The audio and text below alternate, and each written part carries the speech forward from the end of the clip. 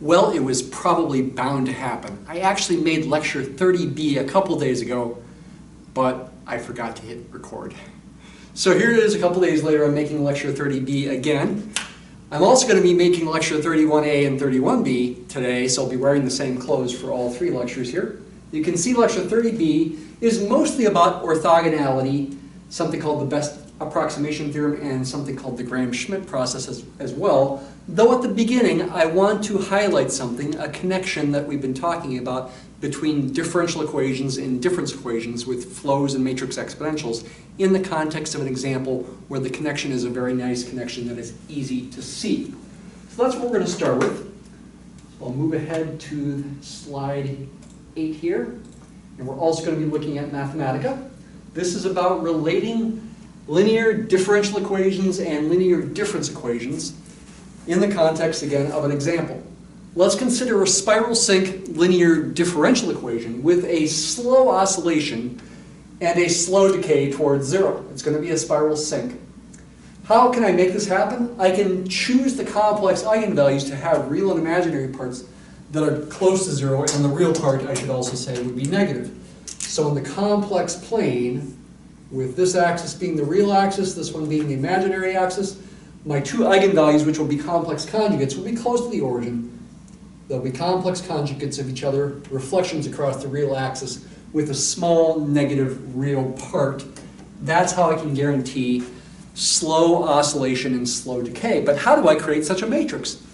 I can use the real normal form for matrices with complex eigenvalues. This kind of form.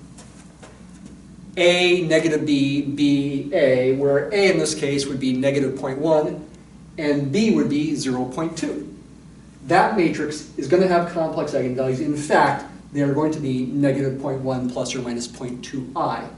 And when you find the solution with Euler's identity, you'll get both exponential decay and trigonometric functions, cosines and sines. You'll get oscillation. E to the negative 0.1t will be the exponential decay factor, and cosine of 0.2t and sine of 0.2t will be the oscillation terms. Those will represent slow decay and fairly slow oscillation. What is the solution? You can use technology like Mathematica to find the matrix exponential. If you do so, you'll get this. Okay? I'm just telling you the answer here, but I am using our standard kind of notation. Y is capital Phi sub y0 of t. That's the solution of the initial value problem with initial point y0. It is, by the beautiful generalization that I've been talking about, e to the ta, the matrix exponential, times the initial condition vector, y0. Plug in what a is, have Mathematica do the calculation for you. Here is e to the ta, right there. There's a nice connection, it seems, between these matrices. There are patterns here. What is the time one flow map? And that's going to lead us to our relationship between differential and difference equations. Plug in t equals 1. I call it fancy phi, curvy phi, superscript 1. That's the time one flow map of y0. I think of y0 as the variable here. This is a parametric curve, a function of t. This is a linear transformation, a function of y0, the initial condition. It still equals what you have up here. You just change your perspective. Plug in t equals 1. Think of y0 as the variable. You've got this 2 by 2 matrix times this 2 by 1 vector, which is approximately equal to that. You can go ahead and double check that. And we would want to think of that as a linear transformation. And in fact, we'd want to think about the points it generates from the difference equation that we always write down. Vector y sub n is this time 1 map applied to y sub n minus 1. And in the end, that ends up equaling the matrix to the nth power times y0. But the matrix is e to the a. That's to the nth power. I had a hard time writing an n there. I forgot to do it first. The matrix is e to the a. That's being raised to the nth power times the initial condition vector. And that does equal e to the n times a times the initial condition vector. We've talked about this before. That's the difference equation. That's the relationship between the differential and difference equation. This also equals the solution of the differential equation at time n. Okay, that's the connection. So let's start getting into the details of the connection some more. What are the eigenvalues of e to the a, the matrix exponential of a. They're related to the eigenvalues of a itself. There's a nice relationship, in fact. Lambda 1 and lambda 2, the eigenvalues of e to the a, are e to the negative 0.1 plus or minus 0.2, e to a power equal to the eigenvalues of a. What a nice connection. If you go ahead and approximate this with Euler's identity, you'll get these two complex numbers, about 0.8868 plus or minus 0.1798i. In the complex plane, drawing another complex plane, those two eigenvalues are going to be further from the origin than these two. These are the eigenvalues of a, e values of a itself here and here. The eigenvalues of e to the a are going to be further from the origin, though still inside the unit disk, unit circle of radius 1 centered at the origin. These are the e values of e to the a, and their modulus, their distance to the origin, is less than 1. We are inside the unit circle centered at the origin. And that's going to be important. It's going to imply that the origin is a sink for the difference equation, just like it was a sink for the differential equation. Remember, you get sinks for differential equations when the real part is negative for the eigenvalues. You get sinks for difference equations when the modulus, the absolute value of the complex numbers, is less than 1 of the eigenvalues.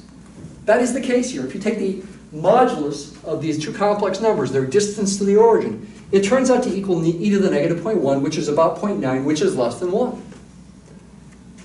Also, if you want to think about the determinant, you multiply the eigenvalues, you can double check, you get e to the negative 0.2, which is about 0.8187, which does have implications in terms of modifying areas of regions under this mapping, under the time 1 map.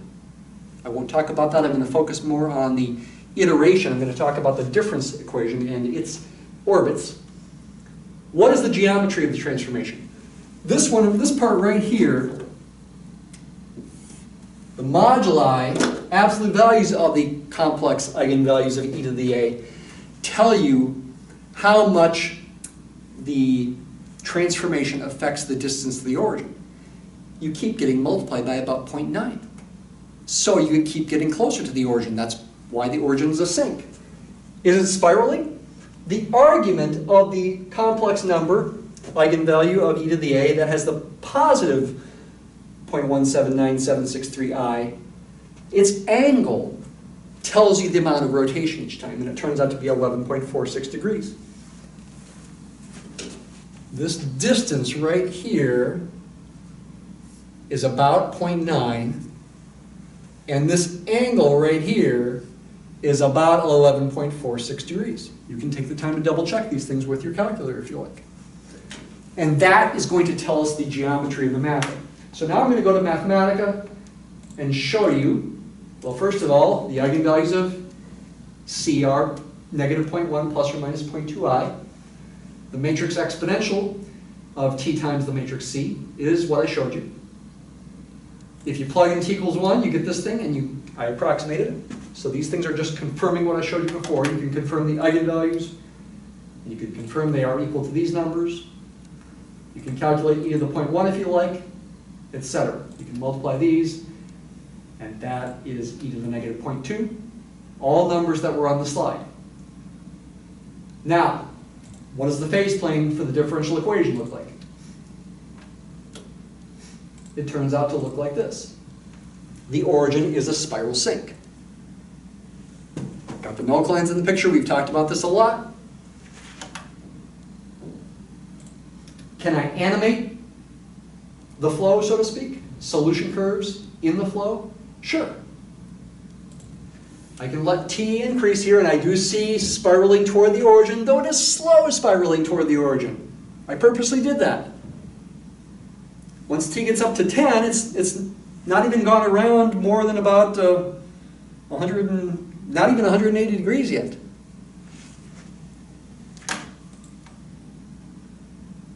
How does this match the behavior of the iterates of the difference equation?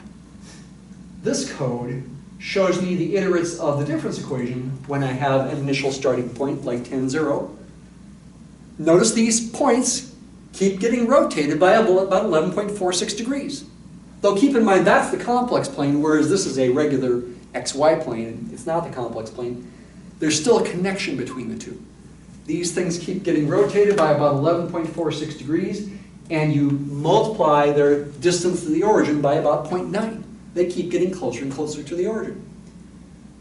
90 divided by 11.46 is pretty close to 8. After 8 iterations, the total rotation is a little bit past 90 degrees. You could try multiplying 8 times 11.46. You get a little bit bigger than 90. You can go ahead and check that out. And this is true no matter what my starting condition is. I can use the locator feature of Mathematica's manipulate command here to rotate this around. I can change my plotting window. No matter what my initial condition is, I get spiraling to the origin, where each iteration the angle goes up by about 11.46 degrees, and the distance to the origin gets multiplied by about 0.9. And these dots are matching the solution curves of the differential equation. The orbits, so to speak, are matching up for the continuous case and the discrete case, even though there are different matrices involved. A for the differential equation and e to the a for the difference equation. Okay, I think that's pretty cool. All right, the rest of this lecture is about more on definitions and theorems related to dot products and orthogonality, which we started a little bit in lecture 29b. I'm not going to give proofs for these things, and only one main example, but you can certainly reason out what's going on here by drawing pictures. You can make sense of the symbols and the terminology by drawing nice pictures, and I do want to do that. So let's start with a theorem. This is review from lecture 29b. Suppose you've got a set of, say, p vectors that are non-zero and mutually orthogonal in Rn. So I guess p would have to be less than or equal to n if you think about that.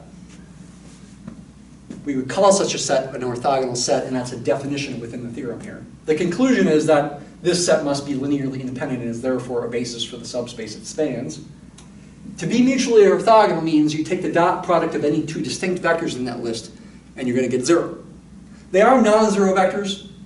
If any of them were the 0 vector, they couldn't be a linearly independent set. So I'm assuming at the outset they're non-zero.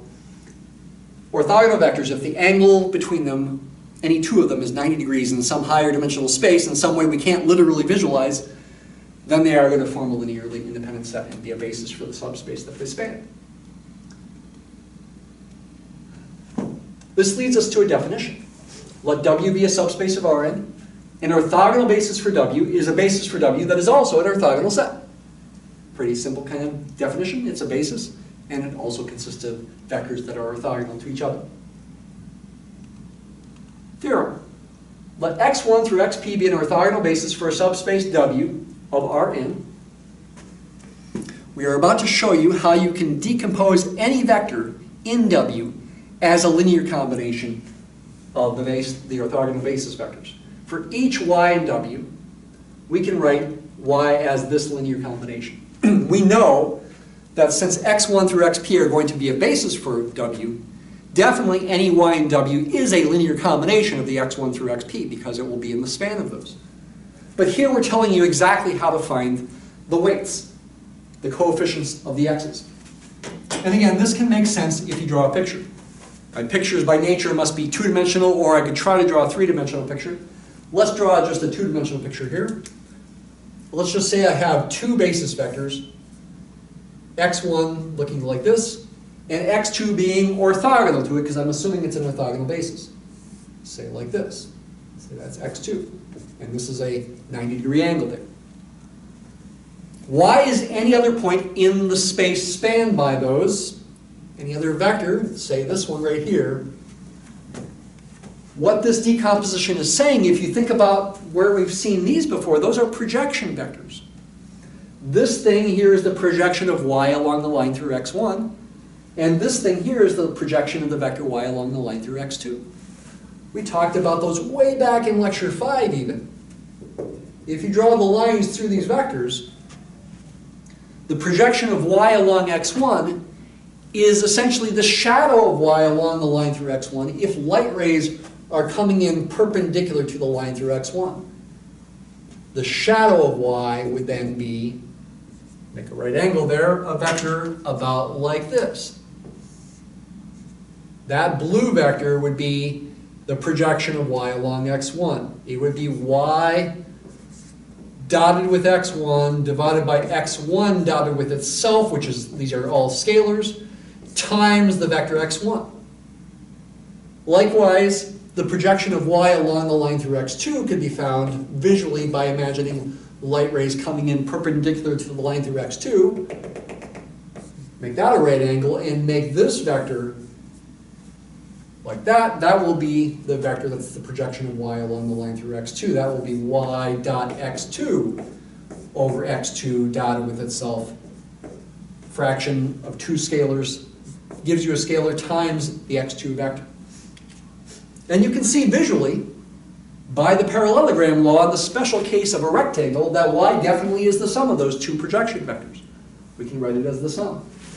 I would encourage you to think about what would happen if x1 and x2 were not orthogonal. If they had an angle less than 90 degrees, say, and you draw a y and draw the projection vectors, you'll see it won't work. Y will not be the sum of the two projection vectors. So orthogonal bases are special. This is one way they're special. They're going to be extra special when the x's are also unit vectors, length 1. That's called an orthonormal basis, and that will be even extra special. As I just mentioned, each term in this last equation is a projection vector of y along the line through the corresponding vector xj, where j is 1 through p. Okay? Along x1, along x2, etc., along xp. So even though we're not proving that, it should seem reasonable. I would encourage you to, if you really want to understand this stuff more deeply, to go ahead and look into the proofs yourself. You could try to discover them from scratch, or you could try to look them up. Definition. A set U1 through UP of vectors in Rn is an orthonormal set. I just talked about that. If it is an orthogonal set of unit vectors. Orthogonal set of unit vectors. They're not just perpendicular to each other, they all have length 1. In other words, you can write the following equation, which is a little bit strange looking equation, but it is a standard kind of thing to write. I'm not teaching you anything non-standard here. You can say that ui dotted with uj equals this for any I and j between 1 and p.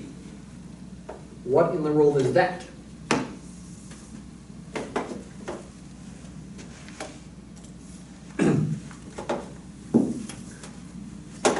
Why is there a delta in there? What's that? That actually is a very special thing in math. It's even got a name. It's called the Kronecker delta. Why should Kronecker get named after this? Evidently, he must have been the first person to use it. It's actually a pretty simple thing. Delta ij, this symbol represents the number 0 if I is not j, and represents the number 1 if I equals j. It's just shorthand notation, named after Kronecker. And they chose the Greek letter delta, so it's the Kronecker delta. You can even look it up, okay? You can find it on Wikipedia. Search Kronecker delta, and you'll find this thing somewhere. At least maybe it wouldn't have an entire page for it. Does this make sense? The fact that if I and j are different gives you a dot product 0 means that ui and uj are orthogonal, perpendicular when I is not j. And the fact that the dot product equals 1 if I equals j means that the length of ui equals 1. You remember, I hope you remember, that the length, the magnitude, also called the norm, of any vector is the square root of that vector dotted with itself.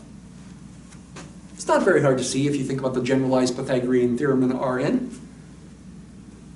I've also said recently that a dot product of a vector dotted with itself can be represented as a matrix multiplication. Think of the vectors as being column vectors, as we almost always have. If I write x transpose times x, that represents essentially x as a row vector, a 1 by n row vector, times x as a column vector, an n by 1 column vector. You can do that multiplication because the 1 by n times n by 1, the inner n's match, and you get a 1 by 1 vector or matrix. You get a 1 by 1 matrix, which is a number, which you can take the square root of. And you don't even have to bother putting square brackets or parentheses around it if you don't want to. That's going to be a useful observation for us here. Our next theorem is this. It's the entire thing's there. An m by n matrix U has orthonormal columns, columns that are orthogonal vectors and also unit vectors, if and only if, when you multiply U transpose times U, you get the n by n identity matrix. Think about this here. U is m by n. So U transpose would be n by m. I'm multiplying by U, which is m by n. I can do the multiplication because the inner numbers match. And I get an n by n matrix out. This is the identity n by n matrix. Why is this true? It's essentially because of what's written there. And if you think about the definition or the description of matrix multiplication as a dot product of rows of the matrix on the left with columns of the matrix on the right, and because of this fact right here, it's going to be pretty obvious actually that this is true. Let's do a quick example, but it is a pretty obvious thing that this is true. This theorem is true.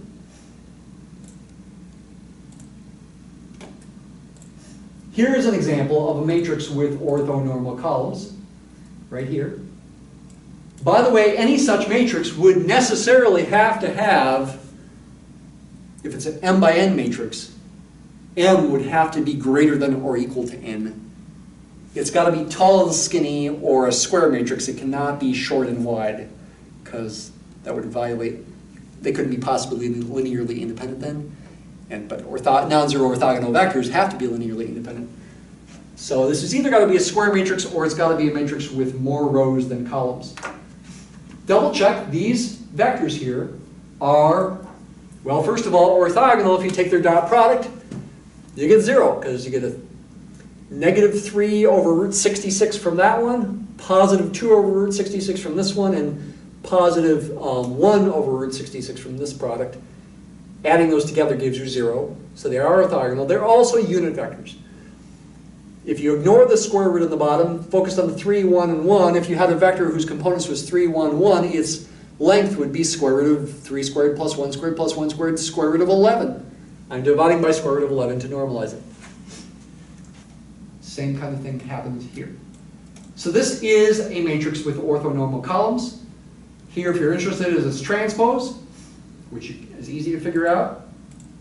What is the transpose of U times U?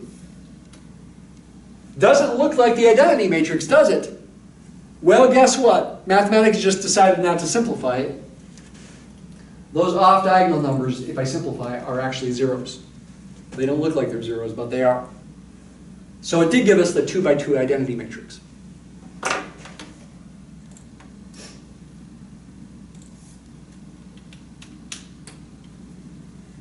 Another important theorem. Such matrices U with orthonormal columns are really nice. They preserve some things. They preserve lengths, and they also preserve angles as mappings. If U is m by n,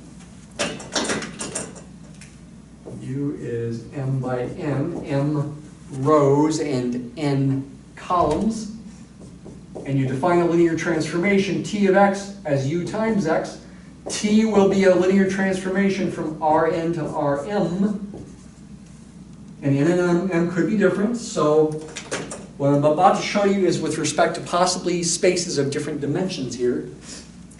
If I've got two vectors in Rn, and I can find U times x and U times y, so I can find T of x and T of y, A says U preserves length. The length of U times x is the same as the length of x, even though these vectors, ux and x, could be in spaces of different dimensions. The dot product is also preserved, which means angles are preserved and orthogonality is preserved as well. These equations are actually not that hard to prove. Let's just focus on, say, this one. What is the magnitude of u times x? By what I have up there and replacing x with u times x, this is going to be the square root of, oh, not letting me write it here. Let me put it up here. It's going to be the square root of ux transpose times ux itself. Just like with inverse matrices, there's what's called the sock-shoe property. I'll let you think about why it's called the sock-shoe property. When you take the transpose of a product like this, you can bring the transpose inside, so to speak, but you have to switch around the order. Ux quantity transpose is x transpose times u transpose. And that's getting multiplied by ux. But then by the associative property, that's the same as x transpose times, in parentheses, u transpose times u times x. But hey, u is a matrix with orthonormal columns. So since that's true, I can replace that with the identity matrix. And I end up with the square root of x transpose times x. In other words, I end up with the square root of, with the length of x. Dot products work in similar ways. I mean, ux dot uy is the same as ux transpose times uy. Use the sock-shoes property again, you'll end up with x transpose times y. Using that fact again, and that's the same as x dot y. And C follows from B. So matrices with orthonormal columns are special. They preserve lengths, they preserve angles. They are what is called an isometry. And by the way, since m needs to be bigger than n, we are mapping into a bigger size space possibly, or the same dimension. In general, it could be a bigger dimensional space. So that makes sense. You're really mapping to some subspace. So it's not like the angle somehow gets squashed. You're mapping to a lower dimensional space. That doesn't happen. The orthogonal decomposition theorem, that you see right here at the start of, is pretty similar to a theorem from a couple slides ago with a couple key differences. Let W be a subspace of Rn, then each y in Rn, not W, that's one key difference, can be written uniquely in the form y equals y hat plus z, where y hat is in W and z is in the orthogonal complement of W. Remember our friend, the orthogonal complement? In fact, if x1 through xp is an orthogonal basis for W, then y hat equals this. That's the same kind of formula from a couple slides ago.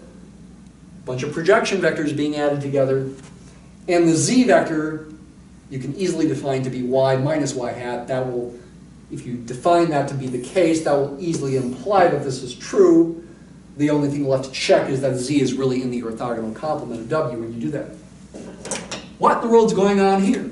This is a really important theorem for a number of reasons. Let's just draw a picture first to get the basic idea of what's going on. Let's imagine Rn is R3, for example. Let's also imagine that W is, say, a two-dimensional plane to the origin. That would be a subspace. That's W. Y is any vector in R3. Maybe draw it up here and maybe imagine it kind of coming out of the board a little bit at you. Y can be written uniquely as a sum, y hat plus z, where y hat is in this plane when you put its tail at the origin, and z is orthogonal to the plane. When you put its tail at the origin, I guess it's orthogonal wherever you put the tail. Y hat is going to be the projection of y along w. In other words, if you imagine light rays coming in perpendicular to the w plane, what's the shadow of y? If I imagine it coming out of the board a bit here, its shadow is going to be something about like this, say, where if I draw another line here, this is going to be a right angle, though you have to imagine that with perspective kind of going into the board there. And this arrow right here, that will be y hat. That's going to be the projection of y along w. And if I draw another line perpendicular to w, it might look about like this. This might be then w perp, the orthogonal complement of w. The projection of y along w perp is going to be this vector, and that's going to be what the z vector is. And you can see easily by the parallelogram rule again that y, which is supposed to have a little arrow above it, is y hat plus z. So it makes sense. It's not a proof, but it helps you make sense out of it. This is actually a very important theorem for a lot of applications. One application is to statistics. It helps you think about least squares problems geometrically. If we have time, I might briefly mention that. It's going to be more important for us in the last few lectures of the course, in the lecture B's, when we actually talk about Fourier series and partial differential equations.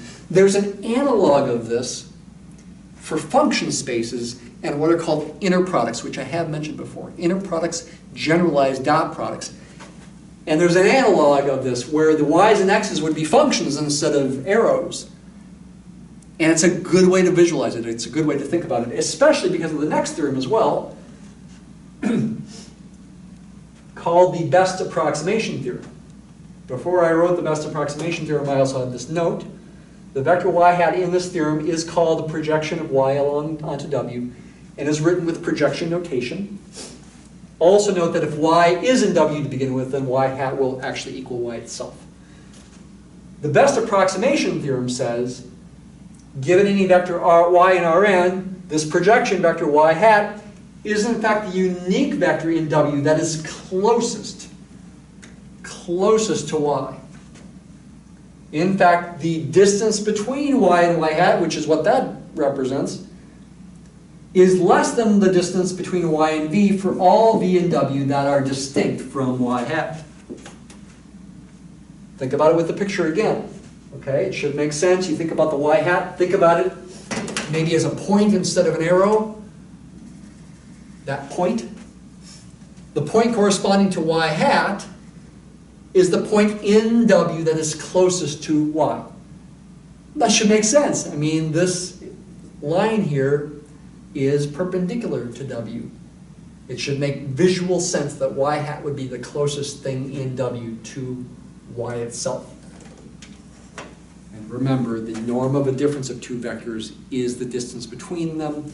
As points, it's the literal distance. As arrows, if you put their tails at the origin, it's the distance between their tips. All really important things. Next theorem. Just kind of carries off of the previous theorem a little bit and simplifies it in the case where we've got an orthonormal basis to begin with, not just an orthogonal basis. If u1 through up is an orthonormal basis, orthogonal, the distinct u's are perpendicular, their dot products are 0, and normalized, all these have length 1, they're unit vectors. Then essentially, the y hat, the projection of y along w, the formula can be simplified. You don't have to divide by u1.u1 and u2.u2, etc., because those are all 1s. And in fact, you can think about it another way. You can think about it as a matrix multiplication. If you create a matrix U whose columns are these UP, U1 through UP, then you can actually write a formula for y hat like that. That's not the same as the other equation involving U transpose and U's. The other equation was that U transpose U is the n by n identity matrix. That's not what this is saying. We got U and U transpose in the opposite order here. What is this saying? Let's go back to Mathematica again. Oh, by the way, this kind of stuff confirms that U preserves lengths. The vector 3, 4 has a length of 5. The norm computes its length. the vector u times 3, 4 has a length that doesn't look the same, but if you simplify it, it is the same. This next one computes u times u transpose, like in the theorem that I was just showing you, which is not necessarily the identity matrix. In fact, it's definitely not. It's this matrix. Does this matrix have any use? Well, yes, in that theorem it says it gives you the formula for the projection vector. So if I take u times u transpose times any vector, say x, y, z, that's going to give me the projection of that arbitrary vector x, y, z along the plane in this case, spanned by the columns of u, which were way back at the top. Now it's not obvious that that's the case. I claim that that vector that you see here, for any x, y, and z, is in the plane spanned by these two column vectors to begin with here. If you want to confirm it, you can plug in x, y, and z, pick any numbers you want, and solve the resulting system of equations, and you'll see it's got a solution. I probably should have used different letters than x and y there because they don't represent the same as x and y up there. U times some vector does equal that projection vector. Okay? That's pretty nice. Almost done here. The last thing to talk about is something called the Gram-Schmidt process. Okay, and we'll see application of this in lecture 31B, I believe. Given a basis, x1 through xp, not necessarily orthogonal. These vectors don't have to be orthogonal to each other. In fact, that's the purpose of the Gram-Schmidt process, is to create an orthogonal basis of W given some other basis. An orthogonal basis, V1 through Vp for W, can be found via the following formulas. Here they are in all their glory. Takes a while to understand this. Let's just look at the first two lines and we won't worry about the rest. I will show you in Mathematica an illustration of this. So let's just pretend we've got a plane. We've got an x1 vector here, say, and an x2 vector that's not necessarily orthogonal to x1. Say it like that. If I create a new vector, set of two new vectors, well, v1 is actually the same as x1, but another vector, v2, to be x2 minus the projection of x2 along w1, where w1 is spanned by v1. That means I'm projecting x2 along this line here. That's w1 there. The projection vector is going to look like this. Think about the shadow idea, drop down the perpendicular. That's the projection vector. That is what you're subtracting in that formula. That's x2 dotted with v1 over v1 dotted with v1 times v1. If you take x2 minus that vector, you are going to get this vector here, which you can also draw over here, that is orthogonal to v1 and spans the same plane. And it would, of course, it's got to be in the same plane here if this was just R2. But even if this was some subspace of some higher dimensional space, it would still be in the same plane. I mean, it's still a linear combination of x2 and v1, where v1 is x1. It's still really a linear combination of x2 and x1. It's got to be in the same plane. If W is higher than 2 dimensions, you continue this process. You keep subtracting the projection vector, where the formula gets more complicated as you go in higher dimensions.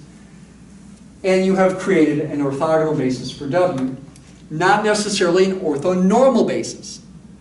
However, once you've got an orthogonal basis, making an orthonormal basis is easy. Just take all these v vectors and divide by their lengths, none of which will be 0 if the x's were a basis to begin with. Normalize them, divide them by their length. Here's an illustration of this on Mathematica, and then that will be the end of lecture 30B. In a two-dimensional case, here's my x1 and x2 that I picked. Two vectors inside R3. Here's what v2 ends up being. You can double-check this calculation.